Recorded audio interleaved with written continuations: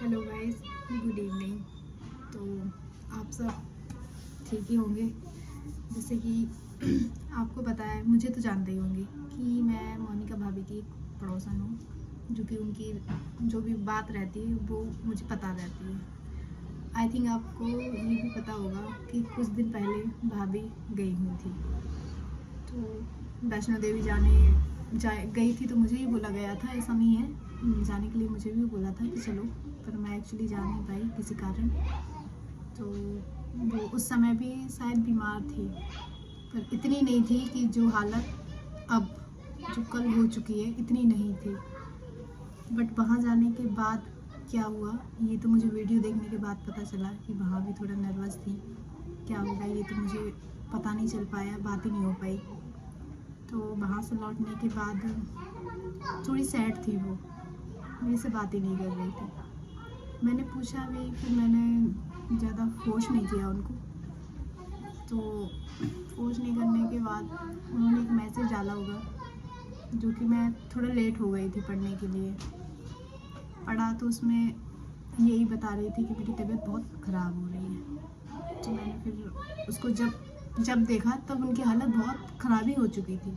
तब जाके मैंने अपना फ़ोन चेक किया। फ़ोन चेक करने के बाद गई, तो फिर मैं गई मैसेज पढ़ के। फिर मैं गई 15 मिनट बाद, तो वहाँ जाके देखा भाभी ऑलरेडी बहुत ही बीमार हो चुकी थी, बेड से नीचे गिर गई थी समझ लो। तब जाके फिर मेरा तो दिमाग दौड़ा ही नहीं, क्या करूँ क्या नहीं। फिर उनके हस्बैंड को फ़ोन किया मैंने। फ़ोन किया तो भैया फ़ोन रिसीव ही करने का नाम ही नहीं ले रहे थे, नहीं किया। फिर मैंने अपने हस्बैंड को फ़ोन किया, फिर उनको बताया कि भाभी ऐसे ऐसे हो गई है। तो फिर उन्होंने फिर दोबारा फ़ोन किया, फिर उनकी मदर इन लॉ वगैरह को फ़ोन किया, वो लोग आए सारे लोग।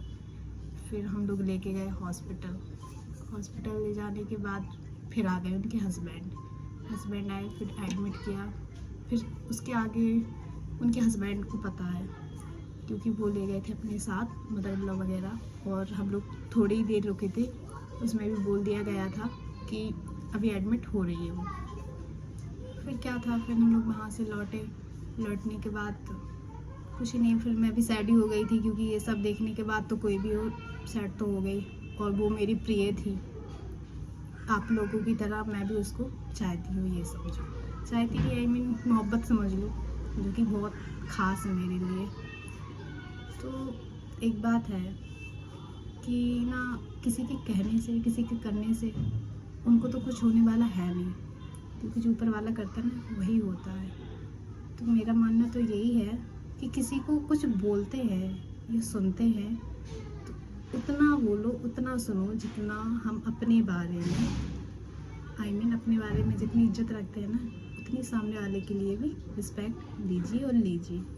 तो इसलिए हम किसी को कभी गलत नहीं कह सकते, क्योंकि आपको तो पता ही होगा कि आप भी इंसान हो, मैं भी इंसान हूँ। किसी को ना देखे ना सुने बगैर उसके कुछ ना कह सकते ना सुन सकते हैं। तो फिर अब देखते हैं कि क्या होता है। आप लोगों की दुआओं से शायद आज कुछ ठीक हो जाए, पता चल जाए मुझे भी कि ठीक है कि नहीं, क्योंकि आज तो मैं नहीं जा पाई। कल ही रात भी जो देखा मैंने, बस वही था।